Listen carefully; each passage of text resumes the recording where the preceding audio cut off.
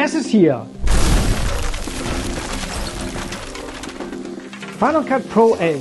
Und in dieser kleinen Reihe an Tutorials wollen wir uns alle großen und kleinen neuen Funktionen anschauen. Von der erstaunlichen magnetischen Maske über das zu Untertitel transkribieren, die räumliche Videoverarbeitung und eine ganze Reihe weiterer Verbesserungen.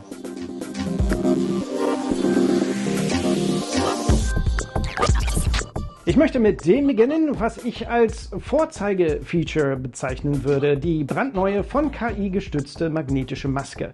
Im Übrigen, die Version 11 setzt macOS Sonoma 14.6 oder höher voraus, aber zumindest im Fall der magnetischen Maske keinen Apple Silicon Mac, im Gegensatz zu einigen der anderen neuen Funktionen.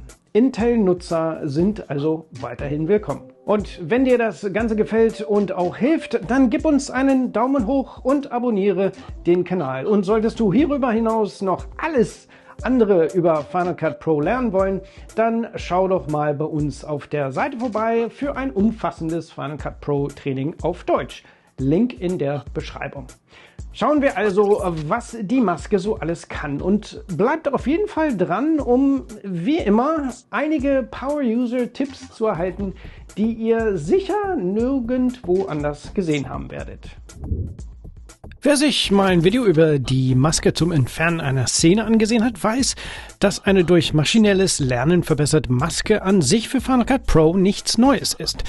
Wenn ihr es noch nicht gesehen habt, findet ihr in der Beschreibung einen Link dazu.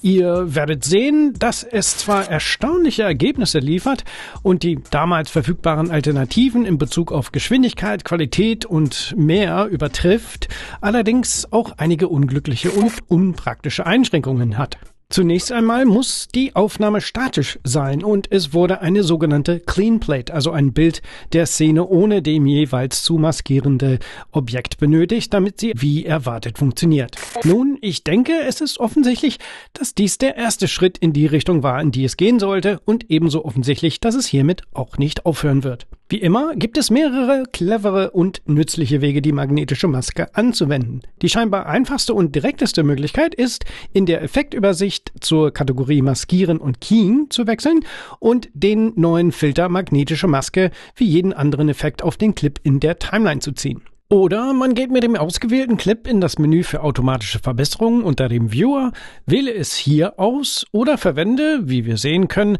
das jetzt neue Tastaturkürzel Ctrl-Command-M. Und wie ich bereits in früheren Update-Videos erwähnt habe, stehen dir keine der neuen Tastaturbefehle zur Verfügung, wenn du ein zuvor angelegtes benutzerdefiniertes Tastaturlayout verwendest. Aber ihr könnt jeden Befehl im Befehle-Editor mit Option Command K nachschlagen und beliebige Tastaturkürzel vergeben, indem ihr den Befehl auswählt und das bevorzugte Tastaturkürzel drückt. Ob ihr also den Effekt auf den Clip zieht oder das Tastaturkürzel drückt, beides löst ein paar Dinge aus. Wenn ihr in eurer Timeline nachschaut, wird der Clip, auf den ihr die magnetische Maske angewendet habt, vertikal erweitert, um den neuen Editor für magnetische Maske anzuzeigen. Das kommt dir eventuell bekannt vor, wenn du schon einmal den Tracker verwendet oder einen Clip bearbeitet hast, der beispielsweise im Kinomodus aufgenommen wurde. Sowohl diese als auch andere Funktionen verfügen über entsprechende Editoren, wie du sehen kannst, wenn du in der Timeline mit der rechten Maustaste auf einen beliebigen Clip klickst. Im Fall des Kino-Editors ist dieser natürlich nur aktiv und auswählbar,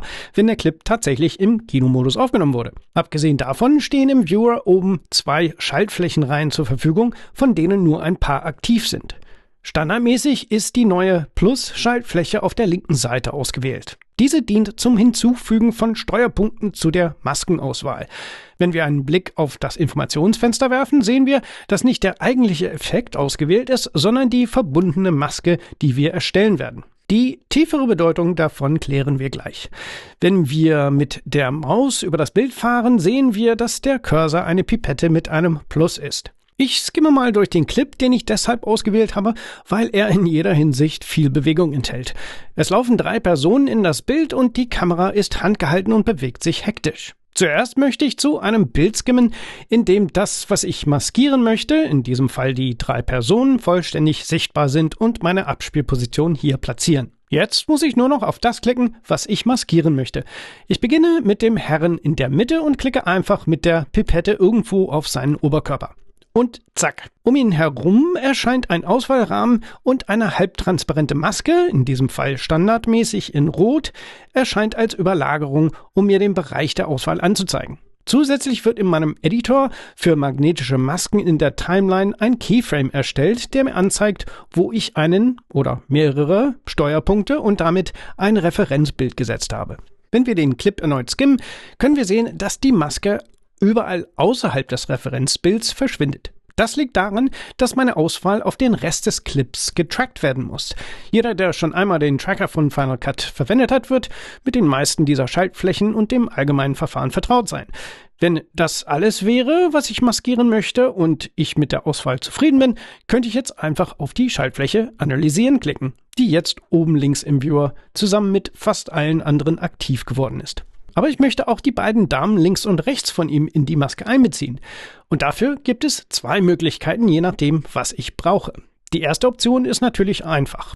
Ich kann sowohl bei der einen als auch bei der anderen mit meiner Plus-Pipette zusätzliche Steuerpunkte hinzufügen, um die vorhandene Maske zu erweitern. Ich klicke mal absichtlich irgendwo auf ihre Beine, um euch zu zeigen, dass ich, wenn ein Teil von ihnen anfangs nicht in der Auswahl enthalten ist, einfach erneut mit meiner Plus-Pipette auf eine weitere Stelle klicken kann, die ich einbeziehen möchte. Und das kann ich so oft tun, wie ich möchte.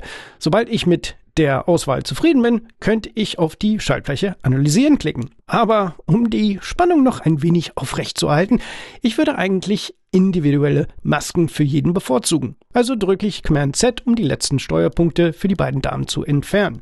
Und wieder gibt es mehrere Möglichkeiten, zusätzliche Masken hinzuzufügen. Ich kann entweder im Informationsfenster zum Filter magnetische Maske gehen und mit der Maus über die Titelleiste fahren, wodurch diese Schaltfläche zum Hinzufügen von Masken angezeigt wird.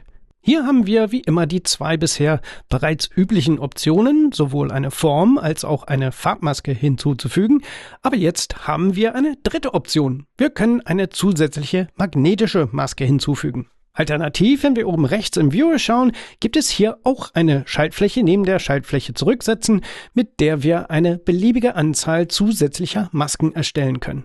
In diesem Fall natürlich nur magnetische Masken. Ich klicke darauf und wieder passieren mehrere Dinge. Wenn ich mir meinen Clip in der Timeline ansehe, sehe ich, dass dort jetzt magnetische Maske 2 steht und eine zusätzliche Analysespur hinzugefügt wurde. Im Informationsfenster sehen wir eine zweite Maske, die jetzt ausgewählt und grün ist. Natürlich kann ich bei Bedarf auf eines der Farbfelder klicken, um eine beliebige andere Farbe auszuwählen. Zurück im Viewer habe ich wieder die Pipette mit dem Plus ausgewählt und kann jetzt einfach auf eine der Damen im Viewer klicken. Ich wiederhole das Ganze und wähle die andere Dame aus.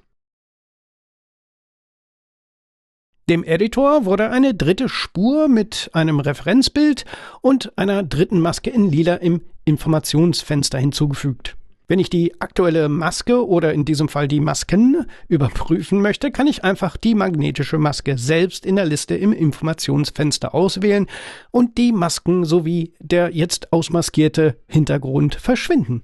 Man beachte die Details im Haar. Das ist meiner Meinung nach ziemlich beeindruckend. Wir sehen auch, dass durch die Auswahl einer Maske sowohl die Auswahlkontur als auch die nur dieser Maske zugehörigen Steuerpunkte im Viewer angezeigt werden. Wenn ich allerdings nur die Überlagerung und Steuerpunkte ohne die Kontur sehen möchte, klicke ich einfach auf die Schaltfläche oben rechts im Viewer, die mit dem kleinen Auswahlrahmen als Symbol. Und wenn ich nur die Überlagerung für die aktuell ausgewählte, also aktive Maske angezeigt haben möchte, deaktiviere ich einfach die Schaltfläche rechts daneben mit dem kleinen Ebenensymbol. Aber das eigentlich Wesentliche ist natürlich die Qualität der Maske über Zeit. Wenn ich wieder links oder rechts von den Referenzbildern skimme, sehe ich, dass noch immer keine anderen Bilder maskiert wurden. Denn ich muss zuerst meine Auswahl auf den gesamten Clip anwenden bzw. tracken. Und da ich 3 Masken habe, muss ich das für jede Maske einzeln tun. Wenn ich eine der 3 Masken auswähle, was ich entweder im Informationsfenster oder im Editor für magnetische Masken in der Timeline tun kann, erscheinen dessen Steuerelemente wieder im Viewer und genau wie beim Motion Tracker kann ich einfach auf Analysieren klicken, wodurch die Maske automatisch von der aktuellen Position aus bis zum Ende des Clips und dann zurück zum Anfang getrackt wird. Aber ich könnte auch manuell beide Richtungen einzeln mit einer der beiden Doppelpfeiltasten neben der Schaltfläche Analysieren anschieben. Ich zeige euch auch die erste Analyse in Echtzeit und das auf einem, in Anführungsstriche, alten M1 Max. Wenn ihr einen neueren Apple Silicon Mac habt, insbesondere eines mit mehr und oder schnelleren sogenannten Neural Engines, wird es natürlich noch schneller sein. Während der Analyse wird auch eine Vorschau mit der Kontur und der Überlagerung dessen, was getrackt wird, angezeigt. Auf diese Weise kannst du, falls du eine unerwünschte Abweichung siehst, jederzeit einfach die Escape-Taste drücken, um es zu korrigieren. Aber wie wir sehen können, macht es eine erstaunliche Arbeit und das mit einer mehr als respektablen Geschwindigkeit. Sobald alle 3 Analysen fertig sind, kann ich einfach den Effekt der magnetischen Maske selbst im Informationsfenster auswählen und mir den Clip ansehen. Und ich weiß nicht, wie es euch geht, aber ich bin beeindruckt. Vor allem, weil ich kein einziges Bild nachbearbeiten musste. Sogar die fliegenden Haare wurden berücksichtigt und haben eine perfekt weiche Auswahlkante. Ich kann aber auch die Weichzeichnung der Maske mittels dem Auslaufen-Schieberegler für jede Maske einzeln verkleinern oder vergrößern, wenn ich zum Beispiel die leichten Umrisse entfernen möchte. Aber wenn ich mir die einzelnen Masken ansehe, bin ich besonders beeindruckt von der Tatsache, dass einige der Objektüberlagerungen perfekt berücksichtigt und erkannt werden. Zum Beispiel am Anfang das Hemd des Mannes, das die Frau zu seiner Linken verdeckt. Oder der verdeckte Arm der Frau rechts im späteren Verlauf des Clips. Und sie alle wurden nahezu fehlerfrei aus dem Bild herausmaskiert. Sehr cool. Als sehr einfaches Beispiel kann ich einfach mal nach einem Bild, einem Clip oder vielleicht einem der dynamischen Hintergründe suchen und ihn unter dem Clip positionieren, damit sie über einen farbenfrohen Hintergrund laufen. Oder ich könnte jede Maske einzeln aktivieren und deaktivieren und sie mit einem Alpha-Kanal exportieren, um sie zum Beispiel zur weiteren Verwendung an ein anderes Programm ausgeben. Oder du kannst ihnen einen Umriss mit meinem sehr einfachen Stroker-Filter geben, den ich mit dem, welche Überraschung, Stroke oder auch Pinselstrichfilter aus Motion erstellt habe. Einfach Farbe, Breite, Versatz und so weiter nach Wunsch anpassen.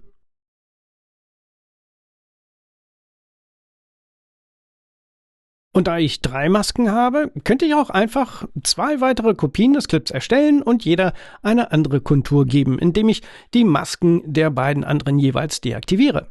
Übrigens könnt ihr euch diesen Effekt absolut kostenlos herunterladen und ihr findet einen Download-Link in der Beschreibung. Oder ihr fügt sogar einen Titel zwischen oder hinter ihnen ein, um einen zusätzlichen Effekt zu erzielen.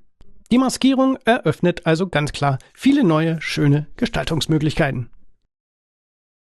Aber wenn euch viel kreativere und funktionsreichere Konturen ein paar Dollar wert sind, dann empfehle ich euch wärmstens das Outliner Effects Plugin von meinem Freund Brad zu holen, das euch eine ganze Reihe verschiedener stilisierter und animierter Konturen bietet.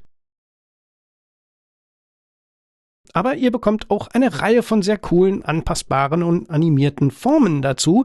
Es lohnt sich also auf jeden Fall. Und auch wenn er mir eine kostenlose Kopie gegeben hat, erzähle ich euch aus eigenem Antrieb davon, weil ich sie echt mag. Ich finde einfach, dass er ein paar wirklich tolle Sachen und eine Menge anderer wirklich cooler Plugins hat, aber dieses hier ist natürlich in diesem Zusammenhang besonders nützlich. Einen Link zu seiner Seite findet ihr auch in der Beschreibung. Okay, aber was ist, wenn ich mein Motiv nicht einfach ausschneiden, sondern die Maske verwenden möchte, um einen Effekt nur auf den maskierten Bereich anzuwenden? Vielleicht einen Weichzeichner, ein Leuchten oder eine Farbkorrektur? Schauen wir uns einfach ein weiteres Beispiel an, sowie eine alternative und viel effektivere Möglichkeit, die magnetische Maske anzuwenden und schauen uns auch mal die letzten paar Werkzeuge in der Symbolleiste an, die wir noch nicht verwendet haben. Hier seht ihr also einen Clip von meinem Lieblingsmodell, wenn auch unfreiwillig, nämlich Peanut, wie sie entlangläuft und, nun ja, ihr Ding macht, wonach sie in den Sonnenuntergang davonläuft. Okay, sagen wir, ich möchte eine Farbkorrektur hinzufügen, um alles außer ihr schwarz-weiß zu machen. Ich könnte natürlich das tun, was ich euch gerade gezeigt habe und die magnetische Maske auf den Clip anwenden, sie ausschneiden, den Clip dann duplizieren und die Farbkorrekturen nach Bedarf an jedem Clip einzeln vornehmen. aber das ist furchtbar umständlich und ineffizient. Deshalb hat Apple natürlich eine Möglichkeit gefunden, das ganze Verfahren zu vereinfachen. Ich habe euch ja das Maskenmenü für die magnetische Maske gezeigt, in dem ihr eine der 3 Arten von Masken hinzufügen könnt. Ich weiß nicht, ob ihr das schon wusstet, aber fast jeder einzelne Effekt in der Mediathek von Final Cut hat schon immer diese Option. Ironischerweise ist die Zeichenmaske zum Beispiel eine der wenigen Ausnahmen. Ich denke, wir wissen jetzt warum. Um euch das zu zeigen, habe ich 3 beliebige Effekte auf diesen Clip angewendet. Wenn ich im Informationsfenster mit der Maus auf die Titelleiste jedes Effekts gehe, sieht man, dass das Menü zum Anwenden von Masken für jeden Effekt eingeblendet wird. Mit anderen Worten, ihr konntet einen Effekt schon immer auf eine Form- oder Farbmaske beschränken. Wenn wir jedoch auf das Menü klicken, sehen wir, dass die magnetische Maske hier jetzt auch die 3. Option ist. Natürlich ist jede beliebige Farbkorrektur auch ein Effekt und daher kann ich auch hierfür eine der 3 Masken hinzufügen, um eine Auswahl des Bildes zu isolieren, auf das ich die Korrektur anwenden möchte. Okay, jetzt denkst du wahrscheinlich, cool, dann wende ich einfach meine Farbkorrektur oder sonstigen Effektsfilter an und erstelle eine magnetische Maske, wie im vorherigen Beispiel gezeigt, und mache von da aus weiter. Und sicher, das könntest du tun, aber es gibt eine viel einfachere und brillantere Option. Jeder, der meine Videos gesehen hat, weiß wahrscheinlich, dass bisher, wenn man einen beliebigen Effekt direkt auf einen Clip in den Viewer gezogen hat, der Motion Tracker aufgerufen wurde und nach Objekten, Gesichtern und so weiter gesucht hat, an denen er sich festmachen und eine Formmaske anwenden konnte, die man dann tracken konnte. Wie hier. Nun, dieses Verhalten gibt es nicht mehr. Zumindest nicht standardmäßig. Zurück zu meinem Video von Peanut. Ab Version 11, wenn man einen beliebigen Effekt, ich nehme hier mal den Effekt Farbräder, in den Viewer zieht, erstellt Final Cut Pro standardmäßig keine Formmaske mehr, die getrackt werden kann, sondern eine magnetische Maske. Während ich also meinen Effekt über das Bild ziehe, sehe ich die Überlagerungen der Maske, die potenzielle Objekte und Oberflächen erkennt, aus denen die Maske erstellt werden kann. Sobald ich die Maus loslasse, wird der Effekt angewendet und eine magnetische Maske erstellt. Genau wie beim Motion Tracker klicke ich einfach auf die Schaltfläche Analysieren oben links und wir sehen, wie Final Cut automatisch die Maske erst bis zum Ende des Clips und dann rückwärts bis zum Anfang anwendet. Übrigens habe ich die Kamera absichtlich ein paar Mal geschwenkt, sodass Peanut aus dem Bild verschwindet, weil ich sehen wollte, ob ich damit die Maske bzw. den Tracker aus dem Konzept bringen kann. Nun, wenn ich den Clip nach Abschluss des Vorgangs durchskimme, werden wir sehen, dass es einen hervorragenden Job gemacht hat. Und die Tatsache, dass sie aus dem Bild verschwindet, beeinträchtigt die Verfolgung der Maske kein bisschen. Sie wird perfekt innerhalb und außerhalb des Bildes verfolgt. Und wenn man sich ihren Schwanz ansieht, erkennt man sogar eine erstaunliche Detailfülle um die einzelnen Haare herum. Erst gegen Ende, wenn sie immer kleiner wird, verliert die Maske einige Details. Aber ich habe tatsächlich auch andere Apps mit automatischer Maskierungsfunktion und Plugins ausprobiert und alle haben in den letzten Sekunden dieses Clips nicht nur wie hier teilweise, sondern vollständig versagt. Sie waren auch allesamt merklich langsamer. Was kann ich also tun, um die Maske an dieser Stelle zu verfeinern? Nun, ich kann einfach zu dem Bild gehen, bei dem die Auswahl zu groß oder zu klein ist, zum Beispiel hier, wo ein Teil des Pfades zwischen ihren Beinen enthalten ist, aber dieses Mal wähle ich die Minuspipette aus. Damit klicke ich einfach auf den Bereich, den ich aus meiner Maske ausschließen möchte. Dadurch wird ein neuer roter Steuerpunkt anstelle eines grünen hinzugefügt, der signalisiert, dass es sich um eine Subtraktion und nicht Addition handelt. Gleichzeitig erhalte ich in meinem Editor für magnetische Masken über dem Clip in der Timeline an dieser Stelle ein neues Referenzbild angezeigt. Natürlich gilt diese Änderung, wie beim ersten Referenzbild, nur für dieses Bild. Das heißt, wenn ich meine Abspielposition nach rechts oder links verschiebe, wird wieder die alte Auswahl hergestellt.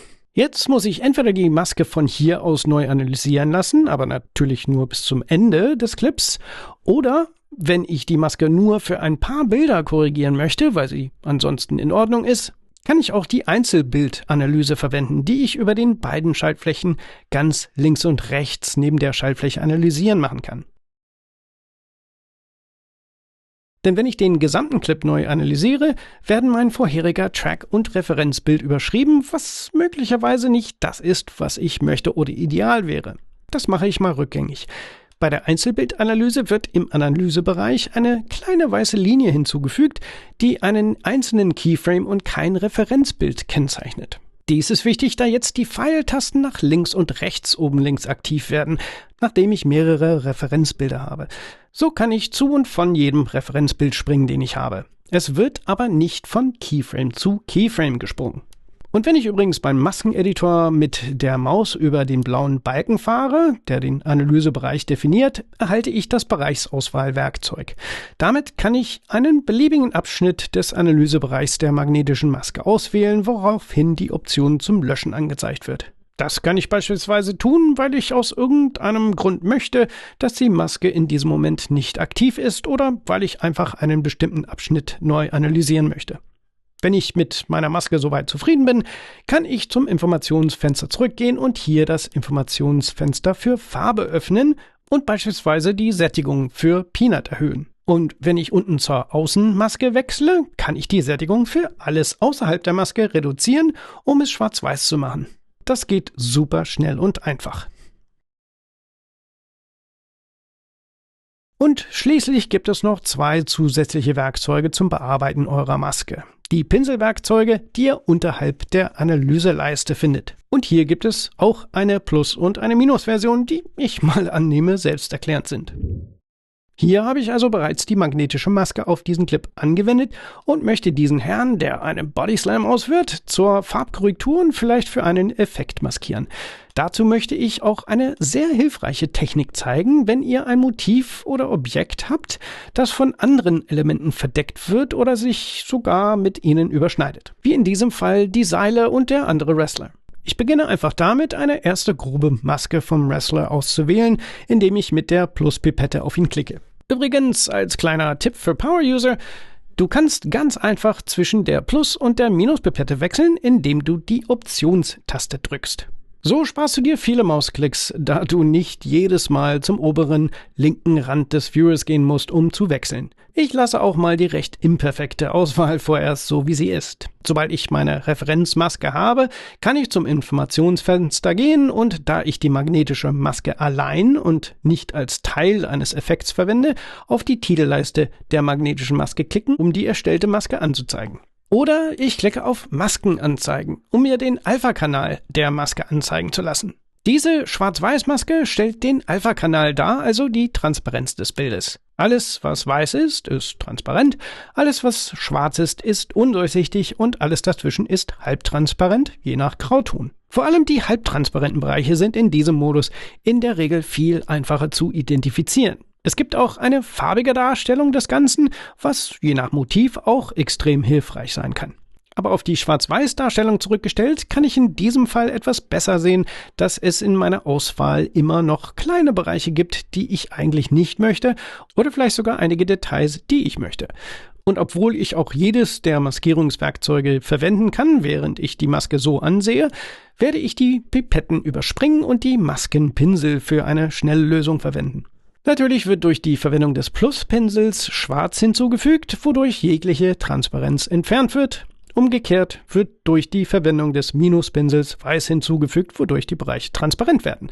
Und wie bei den Pipetten wird durch Drücken der Optionstaste die Auswahl auf den Plus- oder Minuspinsel umgestellt, je nachdem, welche du gerade verwendest.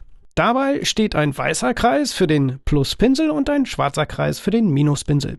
Sobald einer der beiden im Viewer ausgewählt ist, wird rechts neben den beiden Schaltflächen ein Schieberegler angezeigt. Mit diesem kannst du die Größe des Pinsels vergrößern oder verkleinern.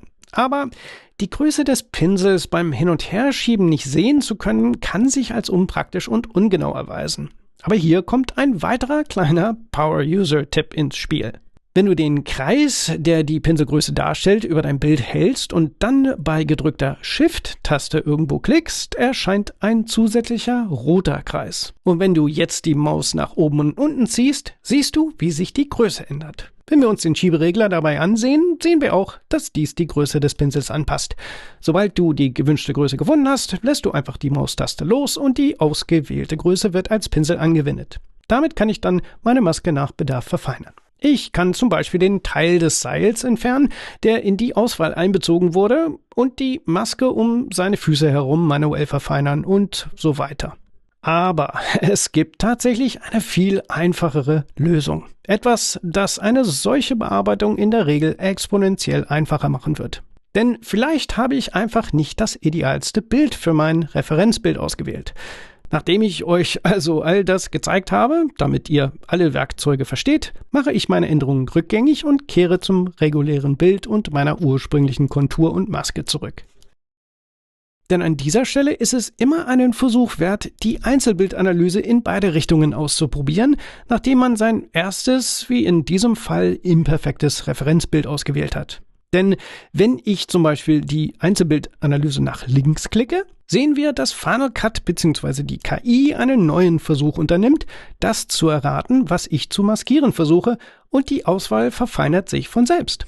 Das Seil wird plötzlich ausgeschlossen und seine Füße sind perfekt maskiert. Und sobald ich die Auswahl gefunden habe, die mir am besten geeignet erscheint, drücke ich einfach auf Analysieren, um diese Auswahl auf den gesamten Clip zu übertragen. Und wir sehen, dass mein anfängliches, nicht ganz perfektes Referenzbild auch mit meinem neuen überschrieben wird. Und wieder kann ich danach durch den Clip skimmen und bei Bedarf mit den Pipetten oder Pinseln zurückgehen, um Korrekturen durchzuführen. Aber das hat schon wirklich gut funktioniert. Wie gut dies bei einzelnen Bildern oder sogar ganzen Clips funktioniert, hängt natürlich von verschiedenen Kriterien ab.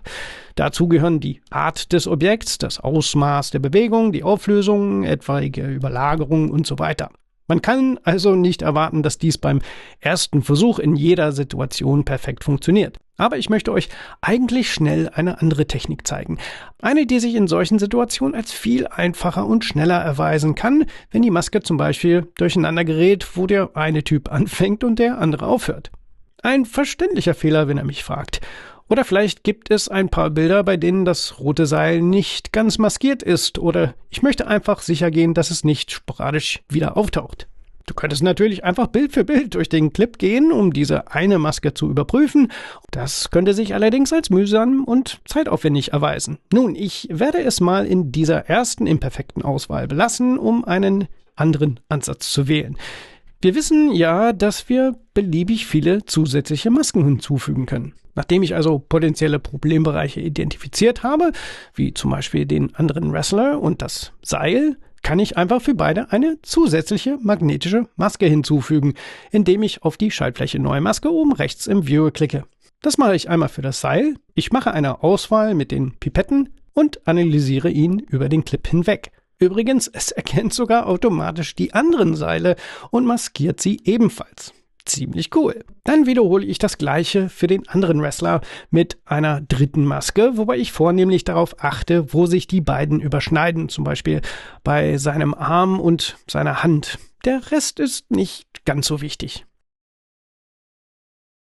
Sobald ich fertig bin, kann ich den Clip erneut durchgehen und bei Bedarf kleine Korrekturen oder Anpassungen vornehmen, indem ich wie zuvor die Schaltfläche Alle Masken anzeigen oben rechts oder die Funktion Masken anzeigen verwende.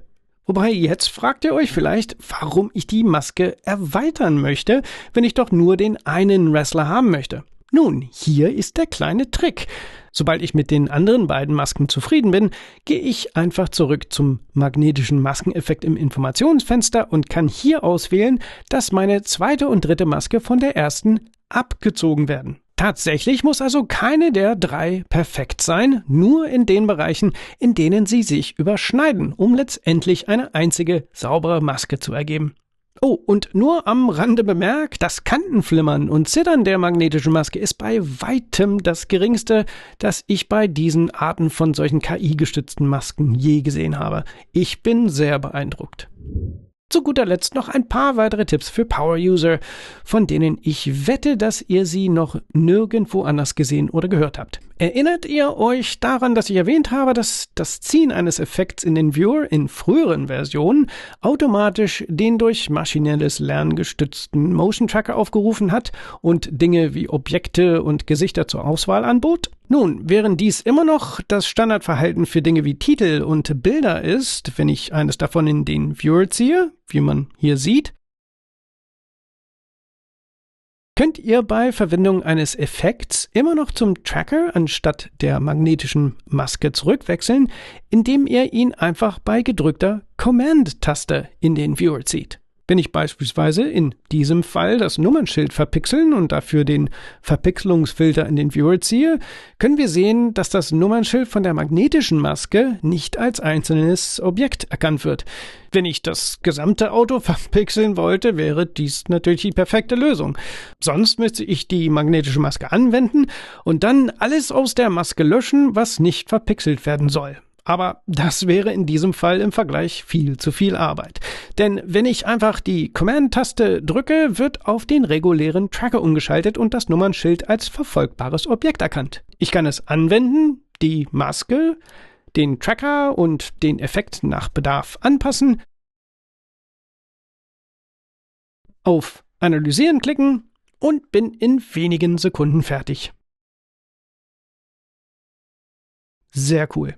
Wenn du jedoch der Meinung bist, dass du beim Ziehen eines Effekts auf den Viewer standardmäßig lieber einen Tracker und nicht eine magnetische Maske verwenden willst, kannst du einfach mit Command, in die Einstellungen gehen und hier findest du unten im Reiter Allgemein ein Menü, in dem du auswählen kannst, welches Standardverhalten du bevorzugst. Aber wie ich dir gezeigt habe, kannst du so oder so zwischen den beiden wechseln, indem du die Command-Taste drückst. Und Teil 2 dieses Power-User-Tipps: Wenn du nach dem Ziehen eines Effekts in den Viewer feststellst, dass du weder einen Tracker noch eine magnetische Maske möchtest, halte einfach die Shift-Taste gedrückt, wenn du standardmäßig den Tracker eingestellt hast, oder die Command- und Shift-Taste, um den Effekt auf das gesamte Bild ohne jegliche Maske anzuwenden. Es gibt auch kleine Einschränkungen bei der Arbeit mit magnetischen Masken. Da die magnetische Maske, sehr einfach ausgedrückt, als zusätzliche Ebene in den Clip integriert wird, der mit dem Original synchronisiert ist, solltest du, wenn du vorhast, einen Clip mit einer magnetischen Maske neu zu timen, dies unbedingt tun, bevor du die Maske erzeugst. Wenn du versuchst, das Retiming mit einem Clip zu verwenden, auf den eine magnetische Maske angewendet wurde, erhältst du lustigerweise in dieser Version noch in Englisch diese Fehlermeldung, die dir mitteilt, dass es jetzt nicht mehr synchron ist und du eine erneute Analyse durchführen musst. Dies gilt übrigens auch für die Verwendung des Trimmen-Werkzeugs und die Stabilisierung. Außerdem kann es vorkommen, dass die Analysedaten der magnetischen Maske, ähnlich wie die Analysedaten für den optischen Fluss, viel Platz beanspruchen, wenn du sie häufig verwendest. Einige Analysedaten für Masken, die du möglicherweise in der Timeline gelöscht oder überschrieben hast, werden nicht automatisch gelöscht, für den Fall, dass du zum Beispiel auf einen vorherigen Stand zurückgehen möchtest. Wenn du also feststellst, dass deine Mediathek nach der Verwendung der magnetischen Maske unerklärlich groß geworden ist, kannst du deine Mediathek in der Seitenleiste auswählen und dann unter Ablage und generierte Mediatheksdateien löschen gehen. Hier findest du unter den bisher schon verfügbaren Optionen zum Löschen von Renderdateien oder generierten Clipdateien ein zusätzliches Kontrollkästchen zum Löschen nicht verwendeter Dateien der magnetischen Maske. Dadurch werden Daten der magnetischen Maske gelöscht, die derzeit von keinem Clip verwendet werden, um potenziell einige Gigabyte Speicherplatz freizugeben. Nach der magnetischen Maske geht es also weiter mit der neuen Funktion zu Untertitel transkribieren. Mit ihr könnt ihr jetzt automatisch Untertitel mit einem leistungsstarken KI-Sprachmodell erstellen, das auf Geschwindigkeit und Genauigkeit ausgelegt ist. Und wie wir sehen werden, ist es definitiv schnell. Aber zum Zeitpunkt der Erstellung dieses Videos kann man allerdings nur englischsprachiges Audio transkribieren. Aber Apple hat bereits angekündigt, dass in naher Zukunft weitere Sprachen für Apple Intelligence unterstützt werden, womit ich davon ausgehe, dass automatisch auch die Möglichkeiten der Transkription erweitert wird. Diese Funktion erfordert auch macOS Sonoma 14.6 oder höher, aber im Gegensatz zur magnetischen Maske auch einen Apple Silicon Mac. Sorry, Intel-Nutzer. Schauen wir uns das also an und bleibt dran, wenn ihr Interesse an ein paar sehr coole Apps von meinen Freunden bei Intelligent Assistance habt, die ihr nicht verpassen solltet, wenn Untertitel, Titel und diese auch in mehreren Sprachen für euch interessant sind. Los geht's! Diese Funktion ist viel einfacher zu erklären als die magnetische Maske.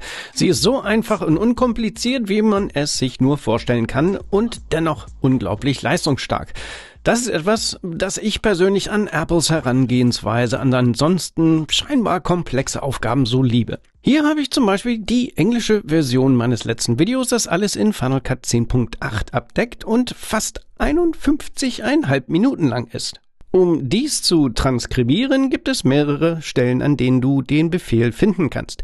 Du wählst einfach ein Video mit Audio oder einen reinen Audioclip aus und schaust entweder im Bearbeiten-Menü nach, wo es dem Untermenü Untertitel hinzugefügt wurde, oder im Menü Verbesserungen unter dem Viewer.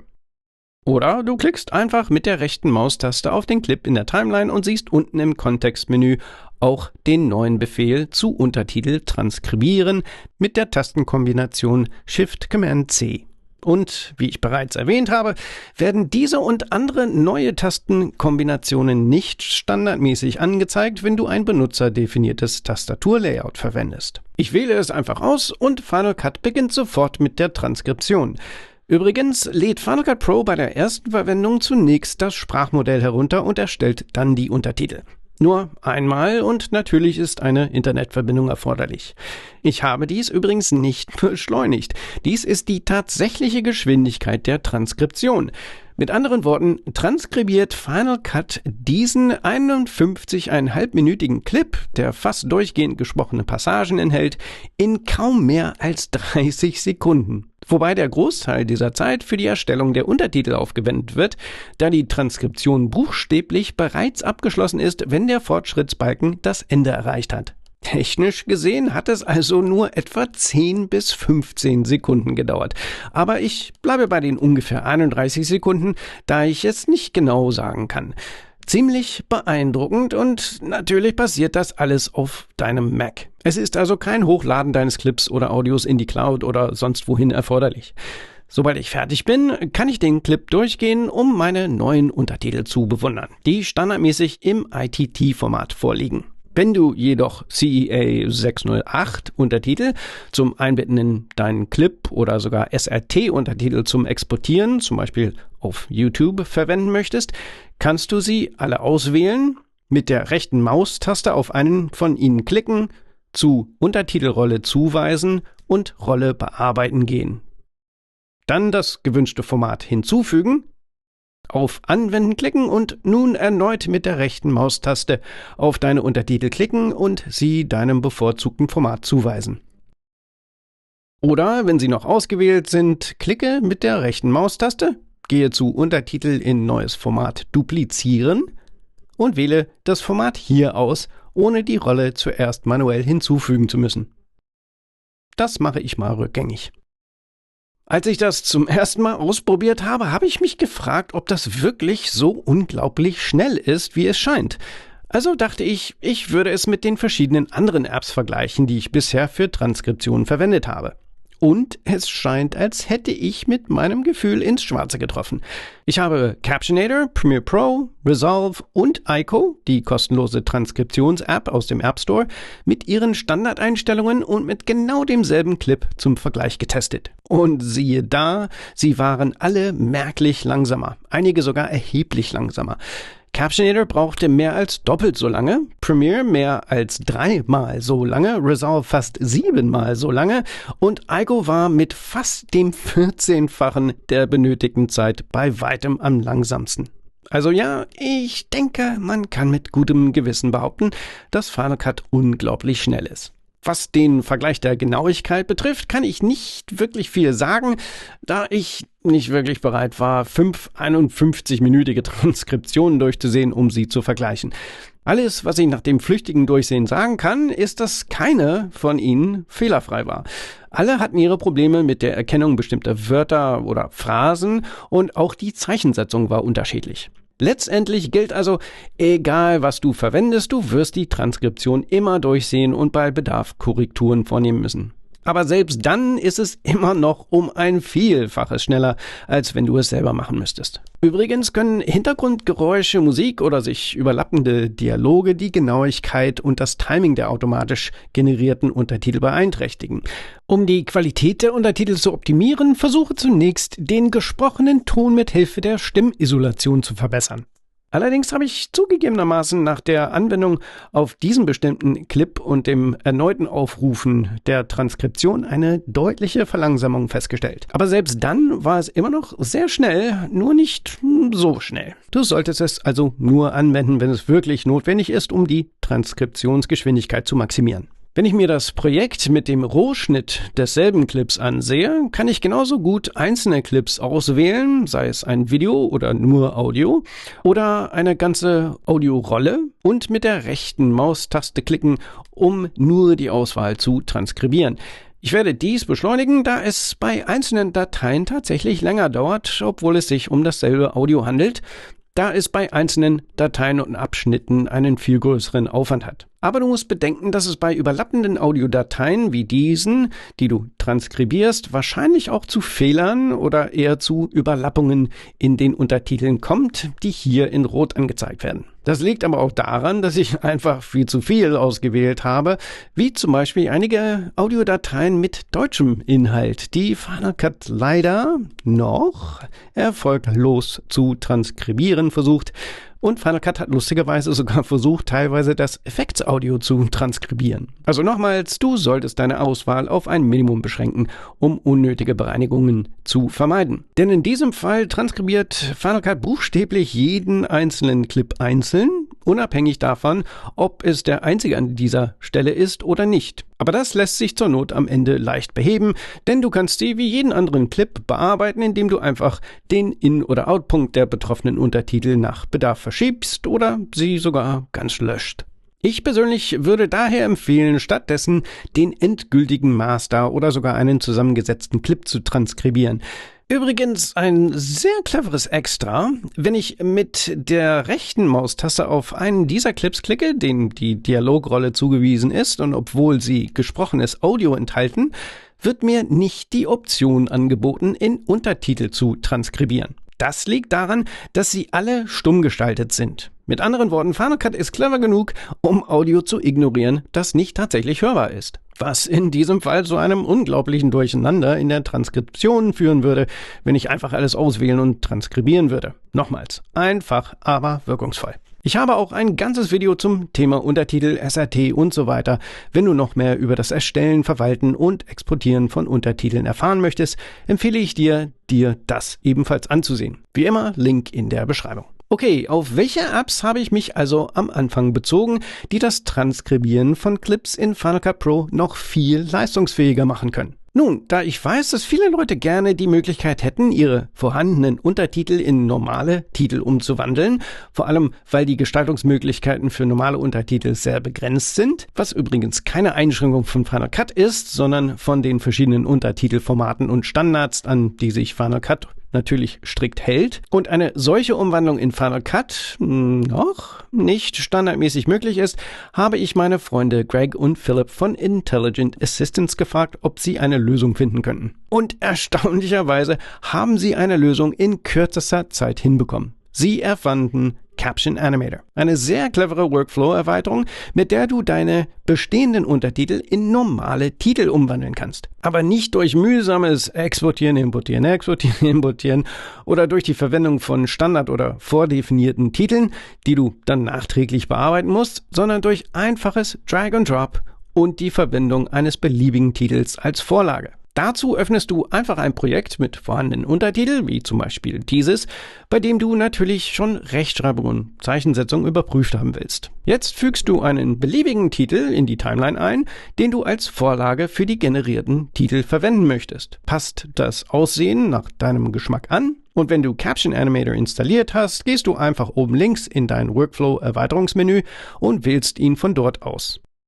Es öffnet sich ein Fenster, in dem genau erklärt wird, was du tun musst, und wie du sehen kannst, kannst du sogar mehrere Titel in deinem Projekt als Vorlagen erstellen und verwenden. Wenn du das tust, verwendet Caption Animator sie nacheinander, um die darauffolgenden Titel zu erstellen. Sehr clever. Wenn du soweit bist, ziehst du einfach das Projekt mit deinen Untertitel in das Caption Animator Fenster, wählst den oder die Titel aus der Liste aus, die du als Vorlage verwenden möchtest. Und wenn du mehrere Untertitelsätze oder Rollen hast, zum Beispiel verschiedene Sprachen, dann kannst du aus dem Menü unten links auswählen, welche du konvertieren möchtest, und dann klickst du einfach auf Go. Nach wenigen Augenblicken wirst du gefragt, zu welcher Mediathek du das neue Projekt hinzufügen möchtest. Wähle die gewünschte aus und klicke auf Wählen. Daraufhin erstellt Caption Animator in der gewählten Mediathek ein neues Ereignis mit einem einzelnen Projekt, das den ursprünglichen Namen mit der Endung plus Titel trägt. Wenn ich dies öffne, sehe ich, dass es den gleichen ursprünglichen Schnitt und die Untertitel enthält, die ich über das Indexfenster im Rollenfenster deaktivieren kann, wenn ich möchte, sowie dieselben Untertitel als verbundene Titel. In diesem Fall sind verbundene Titel vollkommen in Ordnung. Aber nicht unbedingt immer die idealste Lösung. Das bringt mich zu einigen zusätzlichen Optionen in Caption Animator, für die ich tatsächlich auch die Verantwortung übernehmen kann, nachdem ich mit den genialen Köpfen von Intelligent Assistants daran gearbeitet habe. Wenn ich zu meiner Rohfassung zurückkehre, in der ich bereits eine Reihe anderer Titel habe, schaue ich unten rechts im Caption Animator Fenster, sehe ich ein Pop-up-Menü, in dem ich auswählen kann, ob ich die Titel als verbundene Titel erstellen möchte, wie wir gerade gesehen haben, oder ich kann aus organisatorischen und visuellen Gründen Caption Animator eine sekundäre Handlung erstellen lassen, in der die Titel eingebettet werden. Ich wähle mal die sekundäre Handlung aus, ziehe mein Projekt erneut in das Fenster und werde gefragt, welchen Titel aus dieser langen Liste ich als Vorlage verwenden möchte. Zum Glück ist es der erste, also wähle ich ihn aus und klicke auf Go, um das neue Ereignis und Projekt wie zuvor zu generieren. Wenn ich dies öffne, sehen wir nun, dass alle Titel, die aus den Untertiteln generiert wurden, ordentlich in einer sekundären Handlung enthalten sind. Damit kann ich sie einfacher verwalten, indem ich sie mit nur wenigen Klicks verschieben, deaktivieren und so weiter kann. Aber man muss natürlich bedenken, dass in diesem Fall die gesamte sekundäre Handlung nur eine einzige Verbindung ganz am Anfang der Timeline hat. Mit anderen Worten, alle Titel sind auch dort verbunden und nicht mit den einzelnen Clips. Wenn ich also später beschließe, etwas in meiner primären Handlung zu verschieben, werden die zugehörigen Titel nicht mit verschoben, wie wir an den regulären Untertiteln sehen können. Wenn du das also tatsächlich tun möchtest, musst du entweder einzelne Titel innerhalb der sekundären Handlung oder sogar alle Titel auswählen und sie aus der Handlung extrahieren, entweder über einen Rechtsklick oder durch Drücken von Option Command und dem Aufwärtspfeil. Wenn du nun einen Clip in der primären Handlung unten verschiebst, werden die Titel zusammen mit den regulären Untertiteln verschoben. Aber es gibt noch eine zusätzliche Funktion, die der visuellen Organisation der Titel dient. Denn während ich dachte, dass ich es persönlich vorziehen würde, einzelne verbundene Titel für meine Untertitel zu erstellen, damit ich die magnetische Funktionalität nicht verliere, kann es in einer Timeline, die bereits Titel enthält, sehr schnell passieren, dass man sie aus den Augen verliert und es visuell verwirrend wird. Welche andere praktische Möglichkeit könnte es also geben, meine individuell verbundenen Titel beizubehalten, ohne dass sie in den vorhandenen verloren gehen? Und da kam mir die Idee mit Rollen. Wobei Caption Animator der Titelrolle heimlich eine Subrolle Captions hinzufügt, wie man danach im Indexfenster sehen kann.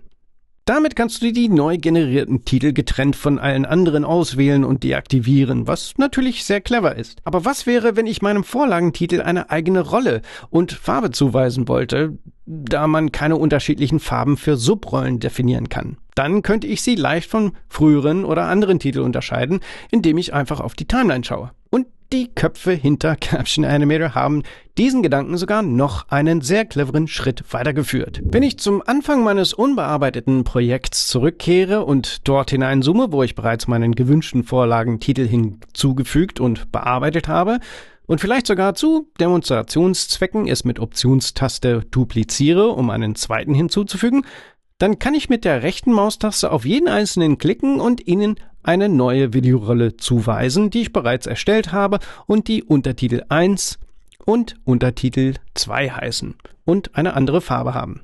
Wenn ich jetzt dieses Projekt in das Fenster von Caption Animator ziehe, erkennt es automatisch alle Titel, denen nicht die reguläre Titelrolle zugewiesen ist und bietet mir nur diese beiden als mögliche Vorlagen an, die es auch automatisch für mich ausgewählt hat. Ich belasse es so, sage ihm, dass er mir verbundene Titel geben soll und klicke auf Go. Und denkt daran, dass wir hier von 51,5 Minuten an Untertitel sprechen, auch wenn ich den Vorgang aus Zeitgründen etwas beschleunige.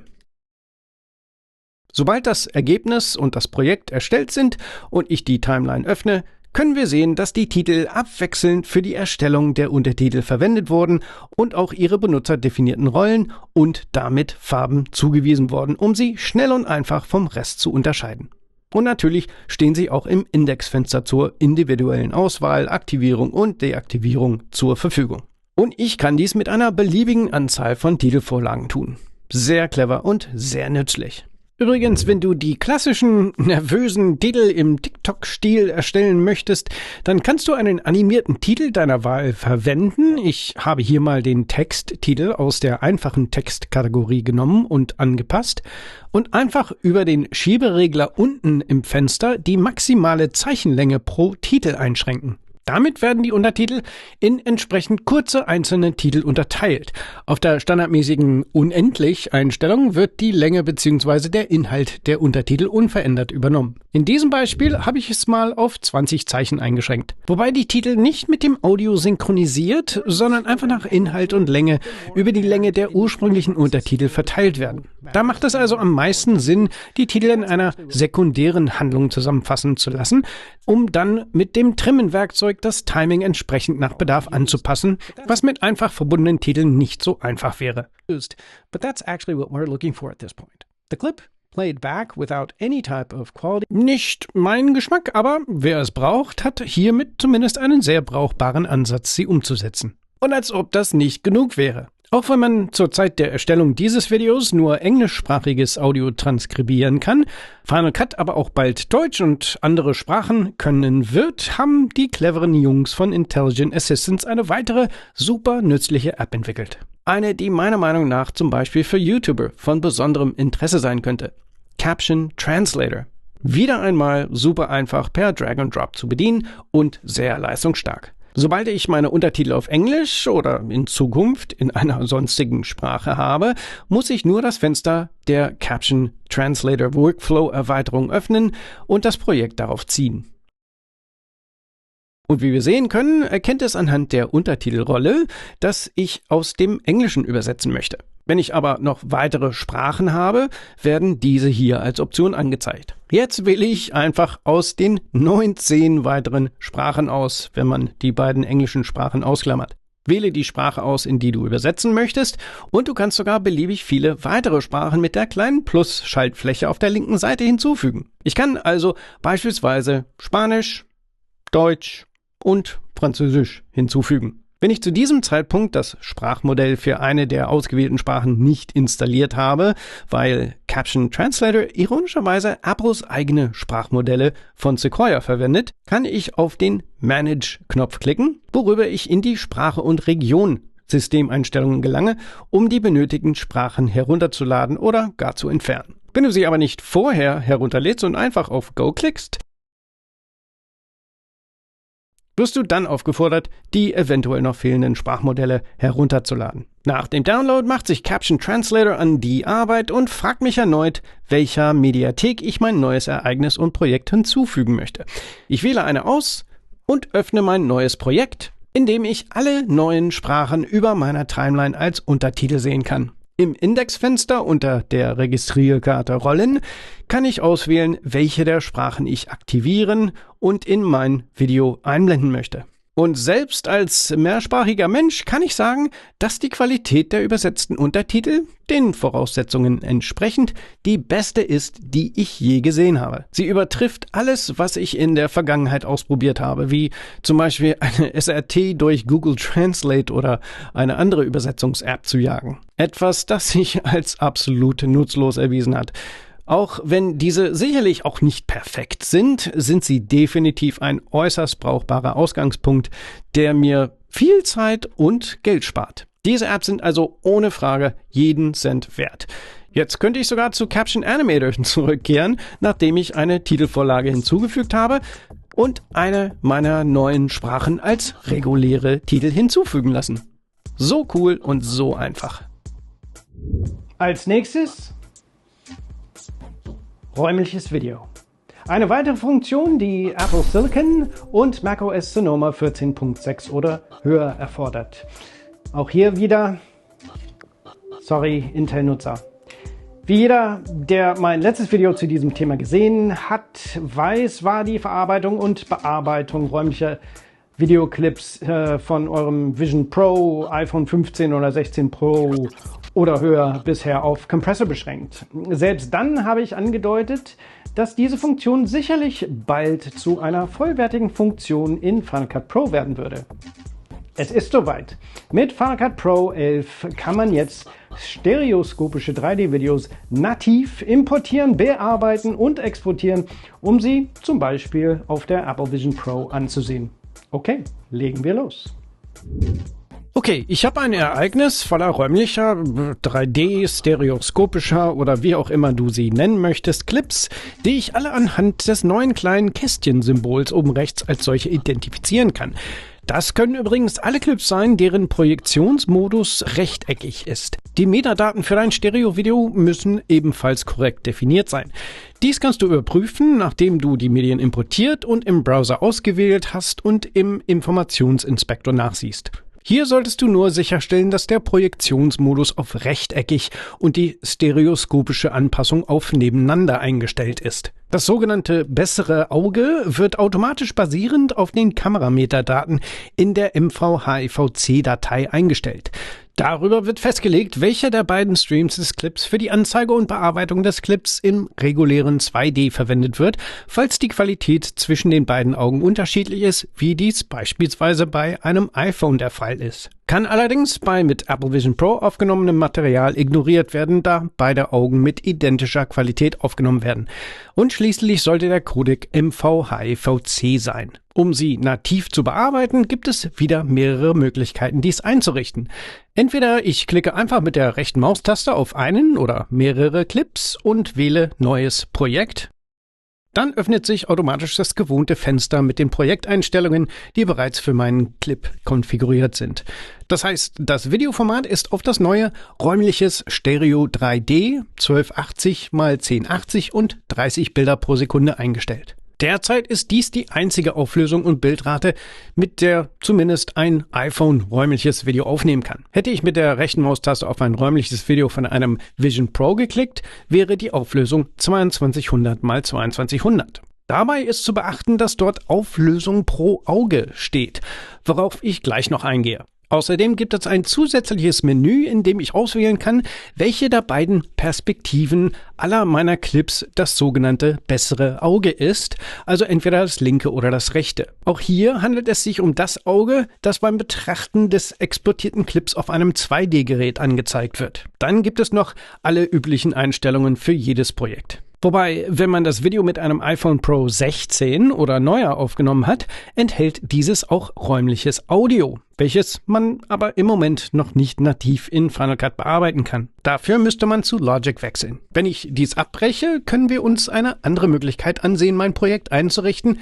nämlich einfach Command-N drücken, um ein neues Projekt zu erstellen, mit dem ich dasselbe Fenster erhalte, nur in diesem Fall mit der Option entweder benutzerdefinierte oder automatische Einstellungen zu verwenden. Wenn ich es so lasse und dann eines der räumlichen Videos zum Projekt hinzufüge, erhalte ich die gleichen Einstellungen wie zuvor. Wenn ich auf die Schaltfläche eigene Einstellungen verwenden klicke, wird das Fenster natürlich erweitert, um die gerade angezeigten Projekteinstellungen anzuzeigen. Nur in diesem Fall wird das Videoformat auf das zuletzt verwendete Format eingestellt, das ich natürlich in das räumliches 3D-Format ändern kann. Und wenn ich aus irgendeinem Grund die Auflösung oder die Bildrate ändern möchte, kann ich das hier tun. Ich verwende einfach die automatischen Einstellungen, gebe dem Projekt einen Namen und klicke auf OK.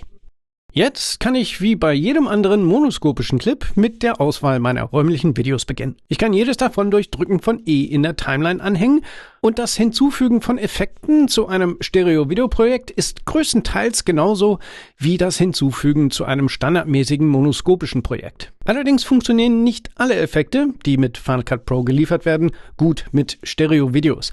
Die meisten Clip-Effekte sind mit Stereo-Videos kompatibel, aber die integrierten Effekte transformieren, beschneiden und verzerren sollten vermieden werden. Wenn du einen Clip auswählst, den du gerade an die Timeline angehängt hast und im Video-Informationsfenster nachschaust, wirst du feststellen, dass die Effekte transformieren, beschneiden und verzerren auch aus dem Grund standardmäßig deaktiviert sind. Wenn ich oben links in meinem Viewer schaue, sehe ich, dass die Auflösung meines Projekts jetzt 3840 x 1080 und 30 Bilder pro Sekunde beträgt. Wenn ich einen der Clips in meinem Ereignis auswähle, werden genau dieselbe Auflösung und Bildrate angezeigt.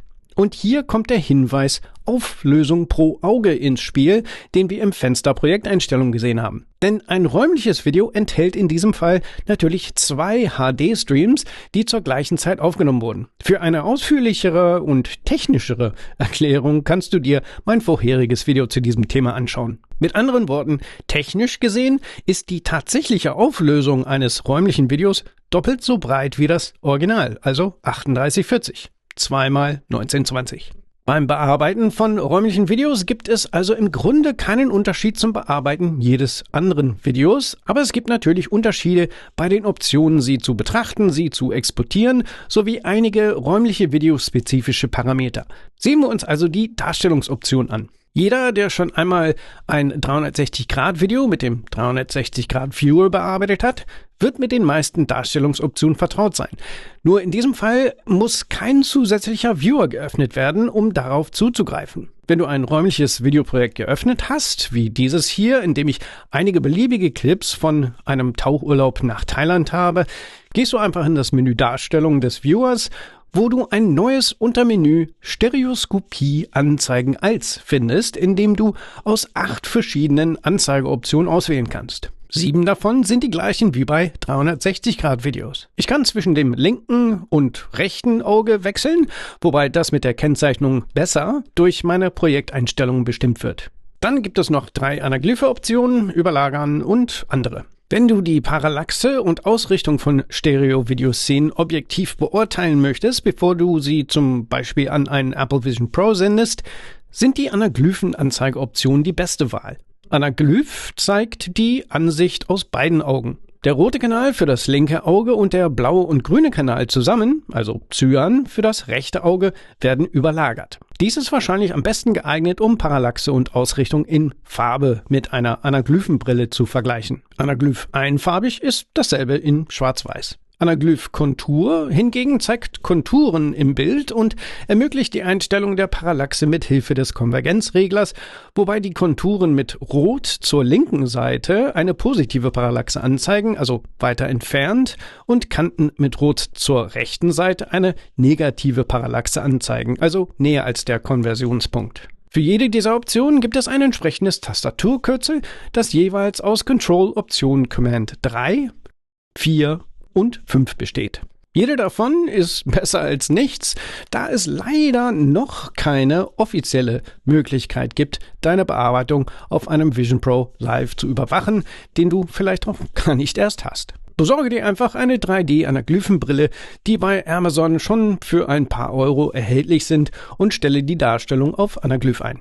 Die einzige neue Anzeigeoption ist beide Augen. Wenn du diese Option auswählst oder das Tastaturkürzel Control-Option Command und die Zirkumflex-Taste drückst, die Taste direkt unter der Escape-Taste, werden das linke und rechte Auge nebeneinander eingeblendet. Das linke Auge natürlich links, das rechte Auge rechts. Wenn du einen räumlichen Videoclip in der Timeline ausgewählt hast und in das Video-Informationsfenster schaust, siehst du, dass wir einen neuen stereoskopischen Parameterabschnitt erhalten haben. Hier kannst du bei Bedarf die beiden Augen auch vertauschen. Wenn du beispielsweise absichtlich oder unabsichtlich mit deinem Telefon verkehrt herumgefilmt hast oder wenn du das andere Auge zum besseren Auge machen willst zum Anzeigen in 2D, weil es eine bessere Qualität als das andere hat. Darüber befindet sich ein Konvergenzregler, auch Parallaxe genannt, der die scheinbare Verschiebung der Position eines Objekts in der Szene darstellt, wenn es von zwei verschiedenen Positionen aus betrachtet wird. Die Parallaxe kann positiv oder negativ sein, je nach der wahrgenommenen Tiefe eines Objekts im Verhältnis zur sogenannten Bildschirmebene. Objekte, die vor der Bildschirmebene oder näher am Betrachter erscheinen, haben eine höhere Negativparallaxe und umgekehrt. Ein weiteres Beispiel: Wenn du einen monoskopischen Videoclip zu einem Stereo-Videoprojekt hinzufügst, kannst du die Konvergenzsteuerung verwenden, um eine positive Parallaxe hinzuzufügen, sodass der Clip hinter der Bildschirmebene zu liegen scheint, damit er sich beispielsweise nicht räumlich mit Titeln zu überschneiden scheint. Wenn die unten ausgewählte automatische Skalierungsfunktion aktiviert ist, werden beide Seiten automatisch skaliert, um Lücken auf beiden Seiten des Bildes zu vermeiden. Wenn diese Funktion deaktiviert ist, werden die Bilder einfach ohne Skalierung verschoben, wie du dir sicher schon gedacht hast, womit man die besagten Lücken bekommt.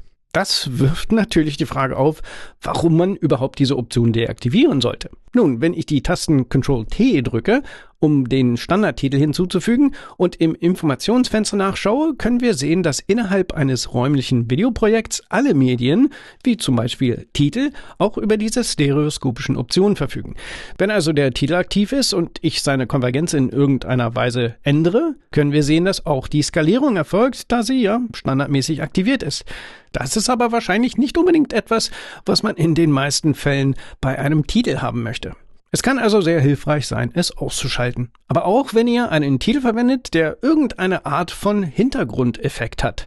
Zum Beispiel, wenn ich den Titel Text aus der Kategorie einfacher Text zu meiner Timeline hinzufüge, der, wenn ihr mein vorheriges Video zu diesem Thema gesehen habt, verschiedene optionale Effekte hat, die ihr auf den Hintergrund anwenden könnt. Zum Beispiel eine Hintergrundunschärfe oder Abdunklung. Wenn ihr die Konvergenz für einen Titel wie diesen ändert, seht ihr, dass das darunter liegende Video gleichzeitig verändert wird. Wenn ihr das also nicht wollt, solltet ihr den Titel nach euren Wünschen bearbeiten und dann einen zusammengesetzten Clip daraus erstellen, um zu vermeiden, dass der Hintergrund beeinträchtigt wird. Und wenn du beispielsweise einen Titel oder ein anderes Objekt über einen bestimmten Zeitraum nach vorne oder hinten verschieben möchtest, kannst du einfach die Konvergenz mit Keyframes versehen. Da dies noch nicht etwas ist, was ein Titel selbst tun kann, das heißt, sich im Z-Raum zu bewegen. Selbst wenn man einen Titel wie den Tumble oder Sturz 3D-Titel hinzufügt, wird er sich beispielsweise auf einem Vision Pro nicht tatsächlich, wie es vielleicht scheint, im Z-Raum bewegen. Das sollte man im Hinterkopf behalten. Zumindest vorerst. Okay, jetzt wo ich meinen tollen Film fertig habe, wie exportiere ich ihn, um ihn auf meinem Vision Pro oder einem anderen Stereo-Video-kompatiblen Gerät zu genießen? Nun, wenn ich in das Ablagemenü und dann in das Teilen-Untermenü schaue oder in das Teilen-Menü über dem Informationsfenster, siehst du, dass Apple einen neuen Zielort hinzugefügt hat. Einen für Apple Vision Pro und MVHEVC, sogar mit einem hübschen kleinen Vision Pro-Symbol davor. Noch einmal, wenn du dich für die technischen Details dieses Formats interessierst, schau dir mein Video zu diesem Thema an. Meiner Meinung nach ist es wirklich interessant. In beiden Fällen öffnet sich jedenfalls wie gewohnt das Exportfenster. Wenn wir auf den Reiter Einstellungen klicken, werden alle Optionen für unseren Export angezeigt. Das Format ist natürlich für Apple-Geräte und darunter kann ich zwischen der 8-Bit oder sogar 10-Bit-Version des MVHEVC-Codecs wählen, was besonders dann empfohlen wird, wenn du Farbkorrekturen, Grafiken oder Titel hinzugefügt oder in HDR gearbeitet hast. Wenn du zu etwas anderem wechselst, werden natürlich alle für räumliche Videos relevanten Optionen entfernt. Dann gibt es ein Pop-up-Menü, mit dem du räumliche Videos ein- und ausschalten kannst. Wenn ich dies aktiviert lasse, werden zusätzliche Metadaten exportiert, die ein immersives Seherlebnis auf der Apple Vision Pro ermöglichen. Wenn ich es ausschalte, wird eine generische Stereo-Videodatei, also eine ohne Vision Pro spezifische räumliche Metadaten erstellt. Der Schieberegler für das Blickfeld gibt das horizontale Blickfeld der Objektive an, mit denen die Bilder aufgenommen wurden. Ich kann den Schieberegler entweder ziehen oder einen Wert eingeben. Der Wert für das Blickfeld wird von der Apple Vision Pro verwendet, um ein räumliches Video in der besagten immersiven Ansicht in realem Maßstab zu projizieren, um vollständig in ein räumliches Video einzutauchen. Und an dieser Stelle sollte einem eventuell bewusst werden, dass es keine gute Idee ist, Filmmaterial von verschiedenen Kameras, zum Beispiel von einem Apple Vision Pro und einem iPhone zu mischen. Denn wie wir sehen werden, ist das Blickfeld bei beiden sehr unterschiedlich. Und das Schneiden zwischen den beiden Arten von Filmmaterial kann zu einem unangenehmen Seherlebnis führen. Außerdem nehmen die beiden räumliche Videos in unterschiedlichen Bildgrößen und Seitenverhältnissen auf. Die daraus entstehenden Letterboxen oder Pillarboxen stören möglicherweise die räumliche Kantenbehandlung, wenn das Video auf der Apple Vision Pro wiedergegeben wird. Mit anderen Worten, du solltest in einem Projekt nur Filmmaterial verwenden, das von derselben Kamera oder zumindest von verschiedenen Kameras mit demselben Blickfeld stammt. Und obwohl ich schon von vielen anderen gehört habe, dass man hier nichts ändern muss, stimmt das leider nicht. Obwohl du sicherlich noch einen brauchbaren Clip erhältst, kann das Exportieren mit dem falschen Blickfeld und/oder der falschen Grundlänge, was ich gleich noch erklären werde, zu einem suboptimalen 3D-Seherlebnis führen. In diesem Fall, wenn du Clips von einem Vision Pro bearbeitet hast, solltest du hier 71,59 Grad eingeben. Wenn, wie in meinem Fall, das gesamte Filmmaterial von einem iPhone stammt, solltest du 45 Grad eingeben. Dann haben wir noch die Grundlänge, die den horizontalen oder interaxialen Abstand zwischen den beiden verwendeten Kameralinsen angibt. Auch hier kann ich den Schieberegler ziehen oder einen Wert eingeben. Für ein Apple Vision Pro müsst ihr 63,796 mm einstellen und für ein iPhone 19,2 mm. Und schließlich kann ich darunter die Auflösung pro Auge bei Bedarf erhöhen oder verringern. Auch hier gilt, die native Auflösung beträgt 2200 x 2200 für Vision Pro Videos und 1920 x 1080 für iPhone Videos. Eine neue, etwas versteckte Funktion ist übrigens, dass du, wenn du unten in das Aktionsmenü schaust, jetzt die Möglichkeit hast, deinen Clip direkt zur Fotos-App hinzuzufügen, sobald er exportiert wurde. Dies ermöglicht einen sehr einfachen Zugriff von deinem Apple Vision Pro aus, da es automatisch mit der Cloud synchronisiert wird und du sofort in der Fotos-App für Apple Vision Pro darauf zugreifen kannst. So sparst du dir einen zusätzlichen Schritt, wenn du das möchtest. Wenn es fertig exportiert wurde, kann ich es wie jeden anderen Clip im QuickTime Player oder in einer beliebigen anderen App öffnen, zum Beispiel in der Fotos-App, wenn ich es dort gespeichert habe. Wie ich in meinem vorherigen Video erklärt habe, ist die Wiedergabe und Anzeige von räumlichen Videos bei der Ansicht auf einem nicht 3D-fähigen System, wie zum Beispiel einem Mac, nicht anders als bei normalen Clips. In diesem Fall wird beim Abspielen nur das bessere Auge angezeigt. Zu guter Letzt möchte ich noch auf die scheinbar kleinen Ergänzungen und Änderungen in Final Cut Pro 11 eingehen. Und davon gibt es nicht wenige. Die meisten davon zeigen meiner Meinung nach, dass Apple sehr auf Ideen und Wünsche eingeht. Bei einigen davon war euch vielleicht bis jetzt gar nicht bewusst, dass sie euch fehlen. Von Clips ausblenden, neue Tastaturkürzel, großartigen neuen Effekten und mehr. Lass uns eintauchen und ich würde mich freuen, eure Meinung in den Kommentaren zu hören. Als erstes gibt es einen brandneuen, vierseitigen und sehr cleveren Ausblendenbefehl für die Übersicht. Bisher gab es nur die Möglichkeit, Medien im Ereignis auszublenden, die du für wichtig genug hieltest, um sie zu behalten, aber nicht für wichtig genug, um sie zu sehen, und sei es auch nur vorübergehend, und zwar über das Menü für die Clipfilterung oberhalb des Ereignisfensters. Die einzige Möglichkeit, Clips auszublenden, bestand darin, sie abzulehnen und dann ohne Abgelehnte auszuwählen, was an sich schon sehr leistungsfähig ist, aber nicht ideal für jede organisatorische Situation oder jeden Bedarf. Jetzt können wir die Übersicht in unserem Ereignis auf einer noch feineren Ebene organisieren, unabhängig von der Bewertung der Medien. Dazu klicke ich einfach mit der rechten Maustaste auf einen oder mehrere Clips, die ich ausgewählt habe, und wähle Clips ausblenden oder verwende das Tastaturkürzel Option H. Und wie bereits erwähnt, siehst du weder dieses noch eines der anderen neuen Tastaturkürzel, wenn du ein benutzerdefiniertes Tastaturlayout verwendest, falls es an deinem Ende nicht angezeigt wird. Damit werden die Clips ausgeblendet, egal wie ich das Ereignis filtere. Und wie immer gibt es mehrere Möglichkeiten, sie wieder einzublenden. Zum einen kannst du im Menü Darstellung und im Untermenü Übersicht die Option Ausgeblendete Clips einblenden wählen oder das Tastaturkürzel Option Shift-H drücken. Aber am einfachsten ist es wahrscheinlich, wenn du im Menü Clip-Darstellung und Filtern oben im Browser die neue Option Ausgeblendete Clips einblenden aktivierst. In jedem dieser Fälle tauchen die zuvor verborgenen Clips wieder auf. Wenn du genau hinsiehst, haben diese Clips jetzt auch ein neues Symbol mit einem durchgestrichenen Auge oben links, das anzeigt, welche Clips ausgeblendet werden, wenn du den Befehl zum Ausblenden aufrufst. Um zu verhindern, dass einzelne oder alle Clips wieder ausgeblendet werden, klickst du sie mit der rechten Maustaste an und wählst dann Clip oder Clips wieder anzeigen. Oder du drückst einfach wieder das Tastaturkürzel Option H. Damit verschwindet auch das kleine Augensymbol. Okay, welcher Teil davon ist nun clever, wie ich zuvor angedeutet habe?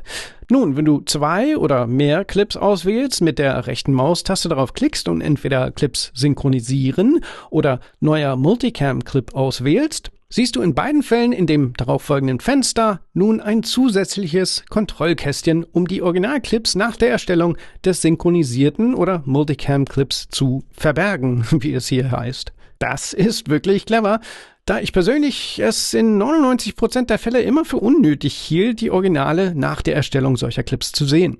Ich finde das eine hervorragende Idee, vor allem wenn man mehrere Multicam-Aufnahmen mit einer Reihe verschiedener Kamerawinkel hat. Wenn ich diese Option auswähle und mein Multicam erstelle und ich habe mich dafür entschieden, ausgeblendete Clips nicht anzuzeigen, dann sehe ich, wie alle Originalclips automatisch verschwinden und nur die Multicam selbst sichtbar bleiben.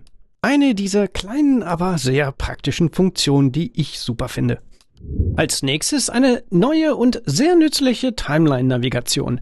Auch hier werden diejenigen, die meine vorherigen Tutorials gesehen haben, wahrscheinlich bereits wissen, dass Apple vor einiger Zeit eine kleine, aber sehr nützliche Funktion hinzugefügt hat, mit der man einen Clip oder ein Medium in der Timeline auswählen und dann einfach die Command- und die Pfeiltasten nach links, rechts oder sogar die Pfeile nach oben und unten drücken kann, wodurch die Auswahl auf das nächstgelegene Medium springt, dem dieselbe Rolle zugewiesen ist. Wenn ich also beispielsweise einen Titel ausgewählt habe, kann ich durch Drücken der Command-Taste und der Pfeiltasten nach links und rechts nur durch die Titel in der Timeline navigieren.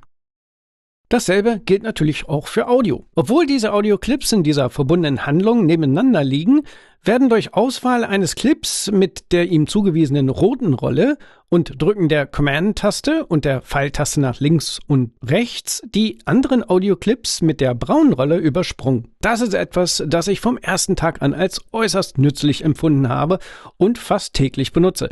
Wenn ich beispielsweise eine Reihe von Titeln habe, bei denen ich die Schriftart oder den Inhalt oder was auch immer ändern möchte, wähle ich einfach einen aus, nehme die gewünschten Änderungen vor und anstatt nun mit der Maus ganz wieder nach unten in meine Timeline zu gehen, um den nächsten auszuwählen und wieder nach oben zum Informationsfenster zu gehen, drücke ich einfach die Command-Taste und den Pfeil nach links, rechts, oben oder unten, während ich im Informationsfenster bleibe, um diese Änderung sofort vorzunehmen. Das macht eine ansonsten mühsame Aufgabe wirklich viel einfacher. Nun gibt es ein neues, sehr ähnliches Tastaturkürzel, um verbundene Clips nach oben und unten zu verschieben. Ich muss lediglich ein beliebiges verbundenes Medium auswählen und die Optionstaste anstelle der Command-Taste und die Pfeile nach oben oder unten drücken, um es in der Hierarchie nach oben oder unten zu verschieben. Auch wenn sich das ausgewählte Medium unter der primären Handlung befindet oder auch nicht und ich es dorthin verschieben möchte. Das ist besonders nützlich, da das Verschieben von Medien zwischen verbundenen Clips manchmal etwas widerspenstig sein kann. Und ich kann dies sogar mit mehreren ausgewählten Objekten gleichzeitig tun, selbst wenn sie sich in völlig unterschiedlichen Teilen der Timeline befinden. Jetzt kann ich also beide Tastaturkürzel kombinieren. Die Command- und Pfeiltasten, um ein Element in der Timeline auszuwählen, und dann die Optionstaste und die Pfeile nach oben und unten, um es nach oben und unten zu verschieben. Und das alles ohne auch nur einmal meine Maus zu berühren. Und noch ein Tastaturkürzel, das ich nicht nur einmal, sondern viele, viele Male am Tag benutze. Shift-Z. Wenn du dieses Tastaturkürzel nicht kennst, dann tust du mir leid. Sie funktioniert in allen Bereichen der Benutzeroberfläche. Wenn du sie in der Übersicht drückst, wird die Einstellung für die Zeitrepräsentation für alle Filmstreifen des Mediums auf alle gesetzt. Das heißt, selbst der längste Clip wird auf ein einziges Miniaturbild verkleinert. Wenn du sie im Viewer drückst, nachdem du den Clip mit Command Plus oder Command Minus vergrößert oder verkleinert hast, wird die Darstellung wieder an das Fenster angepasst. Und natürlich wird auch die Verwendung in der Timeline, auch der gesamte Inhalt der Timeline in das Fenster eingepasst. Aber leider bisher nur horizontal. Das ist an sich schon sehr hilfreich, aber manchmal, wenn man sehr komplexe Timelines mit Clips oder Titeln übereinander gestapelt hat, musste man immer noch entweder nach oben und unten scrollen, um den gesamten Inhalt zu sehen, oder die Cliphöhe manuell im Menü Clip-Darstellung der Timeline anpassen. Aber mit Final Cut Pro 11, wenn du in der Timeline bist und die Tastenkombination Option Shift Z drückst, führt Final Cut einen vertikalen Zoom durch. Oder besser gesagt, passt die Einstellung für die Cliphöhe so an, dass der Inhalt der Timeline auch vertikal in das Fenster passt. Das finde ich total klasse. Das funktioniert übrigens in beide Richtungen. Anders ausgedrückt, wenn du eine Timeline mit sehr wenig Inhalt hast, passt das Drücken von Option Shift Z die Cliphöhe automatisch auf die größtmögliche Größe an, damit alles in das Timeline-Fenster passt. Was hältst du davon? Ist das eine dieser scheinbar trivialen Alltagsdinge, die du dir gewünscht hast oder von denen du vielleicht nicht wusstest, dass du sie dir wünschst? Lasst es mich in den Kommentaren wissen. Es gibt auch ein paar wirklich coole und nützliche neue Effekte. Wenn du in der Effektübersicht nachschaust, findest du eine neue Kategorie Bild neu berechnen, was wahrscheinlich eher formatieren heißen sollte, aber okay. Hier findest du zwei neue Effekte, die beide sehr clever gemacht sind. Beginnen wir mit dem Call-Out-Effekt, einem scheinbar einfachen, aber sehr flexiblen neuen Effekt. Du wendest ihn einfach auf den Clip an, in dem du etwas hervorheben möchtest und bewegst die Abspielposition in die Mitte des Clips, damit du das Endergebnis sehen kannst. Jetzt kannst du den Startpunkt und die Skalierung mit Hilfe des Steuerungselements mit dem Kreis festlegen. Durch einfaches Klicken und Bewegen des Ausschnitts selbst wird festgelegt, wohin der ausgewählte Abschnitt animiert wird. Und natürlich wird durch Anpassen des Ausschnitts die Größe und Form des Bildausschnitts festgelegt. Und als kleiner Tipp für Power-User: Wenn du die Optionstaste gedrückt hältst, während du eine der Ecken des Bildausschnitts ziehst, wird es von der Mitte aus skaliert, sodass du es nicht jedes Mal neu positionieren musst, nachdem du die Größe angepasst hast.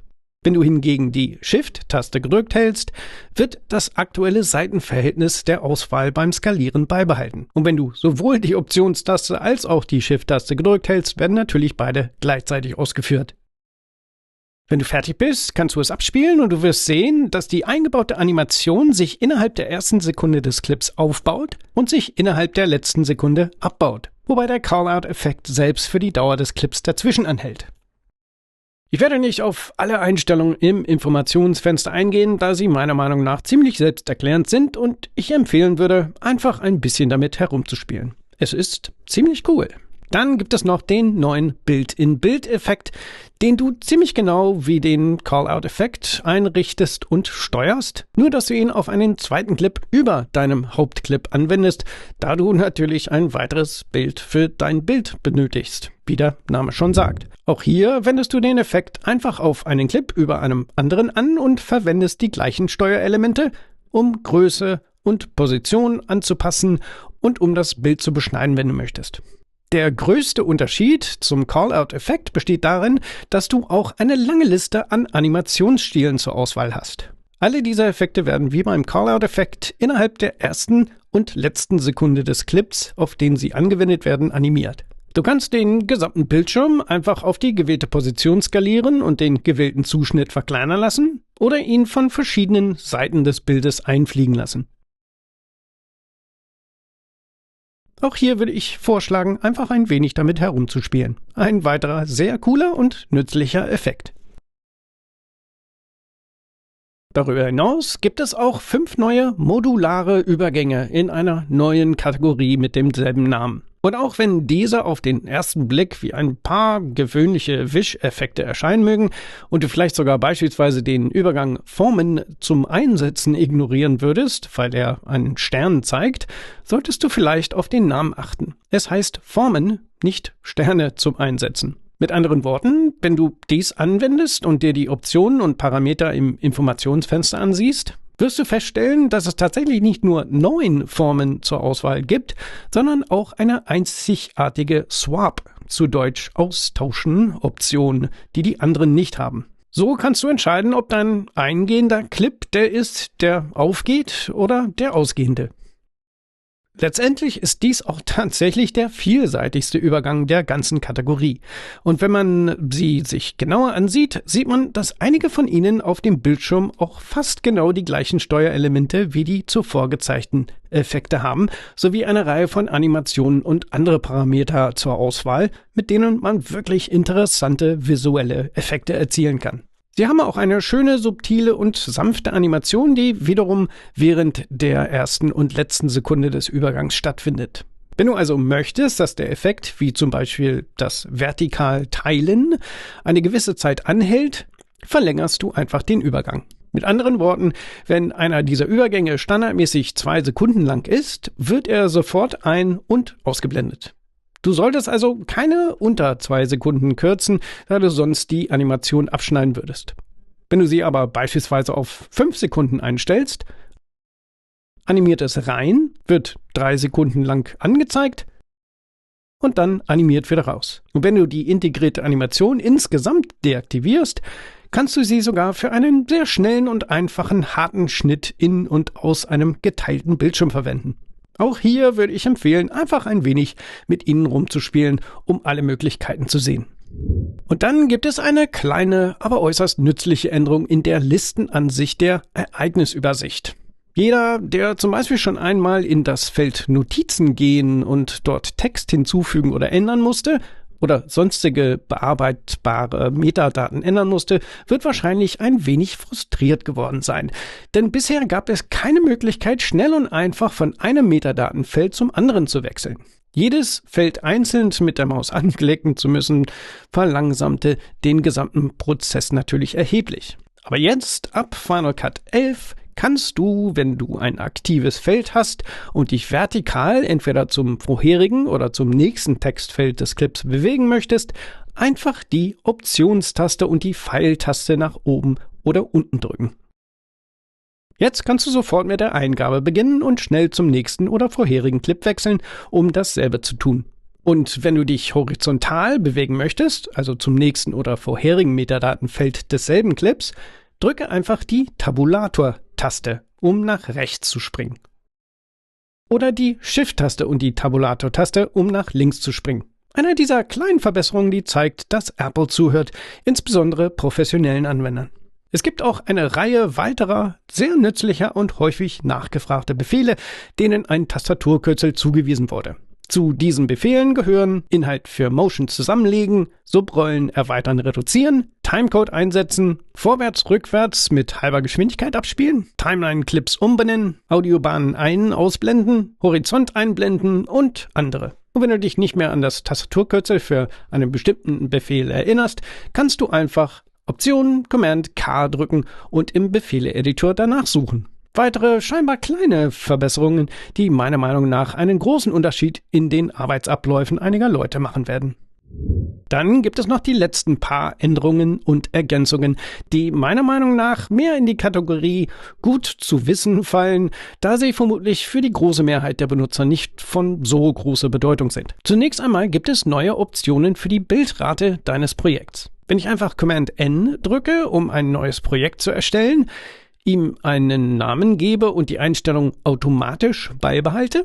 Wenn ich auf OK klicke, wird das Projekt geöffnet und wenn ich diesen Zeitlupenclip auswähle, der durch das kleine Ringsymbol oben gekennzeichnet ist und mit 120 Bildern pro Sekunde aufgenommen wurde und die E-Taste drücke, um ihn an die Timeline anzuhängen, wird mir mitgeteilt, wie es bisher auch der Fall war, dass die Eigenschaften des Clips nicht dem Standard entsprechen, sodass ich aufgefordert werde, geeignete Einstellungen auszuwählen, die am besten zum Clip passen. Wenn ich diesen Clip nun aus irgendeinem Grund tatsächlich mit seinen vollen 120 Bildern pro Sekunde bearbeiten möchte, sehe ich im Pop-up-Menü nach der Bildrate und stelle fest, dass sie bereits auf den höchstmöglichen Wert von 60p eingestellt ist. Wo sind also diese neuen Bildraten? Nun, wenn wir in das Menü für das Videoformat gehen und ganz unten angepasst auswählen, was im Übrigen auch für die Erstellung neuer Projekte gilt, sehen wir, dass die Bildrate automatisch auf 120p springt. Wenn wir jetzt auf das Menü für die Bildrate klicken,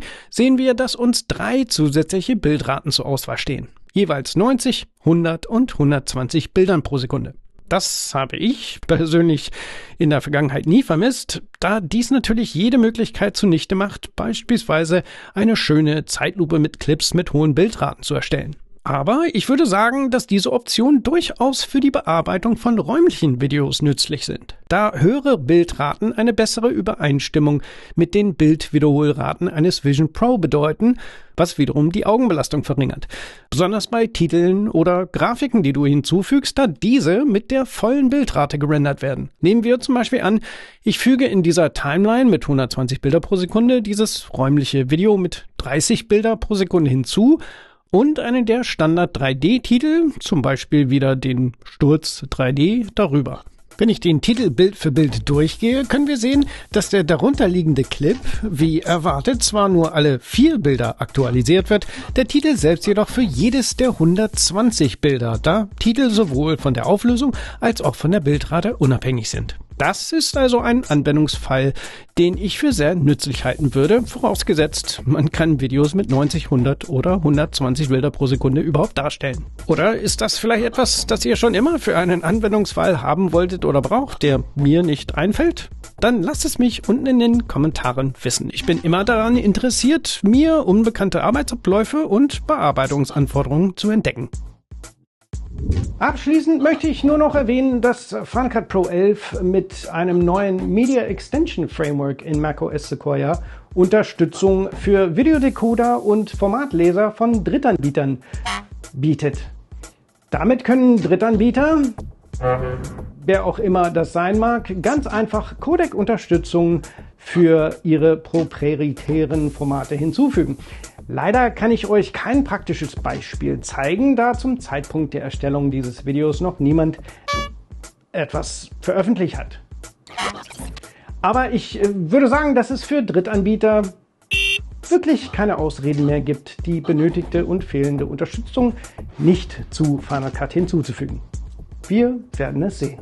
Das war also mein 4. Kapitel, in dem ich alles Neue in Final Cut Pro 11 abgedeckt habe. Welche Funktion oder Workflow-Verbesserung gefällt dir persönlich am besten? Ich würde mich freuen, von euch in den Kommentaren hier unten zu hören. Vielen Dank fürs Zuschauen und ich freue mich darauf, euch im nächsten Video zu sehen. Passt auf euch auf.